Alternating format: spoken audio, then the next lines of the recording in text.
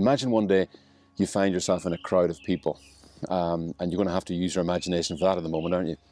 So imagine you're in a crowd, and suddenly the attention of the crowd is on a gang of men who have set upon a young man in broad daylight, and they're beating him with baseball bats as he lies on the ground. And these men are so angry and violent that the whole crowd draws back in fear.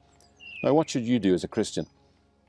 Well, what would you do? I mean, if we were honest, to be honest, I'd hesitate. I mean, in that moment of hesitation, we would know the command of God to love others and to lay down your life for them. And so I guess we'd begin to try and engage your will, try and motivate yourself to do what a Christian should do. After all, that's what a Christian is, isn't it? Somebody who obeys God's commands, right? Wrong. Let me show you who God calls us and equips us by His Spirit to be, something much greater than simply somebody who tries to obey commands.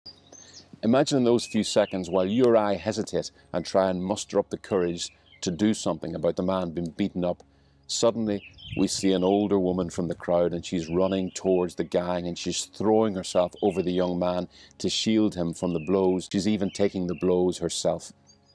You see, while you and I hesitated because we were relying on obedience, this woman did not hesitate because she had something much more powerful coursing through every fibre of her being: the love of a mother for her son. God's way of bringing forth His life in us is not to rely on our obedience to commands, but to fill us with His love, a love that sees the stranger as you would your own child.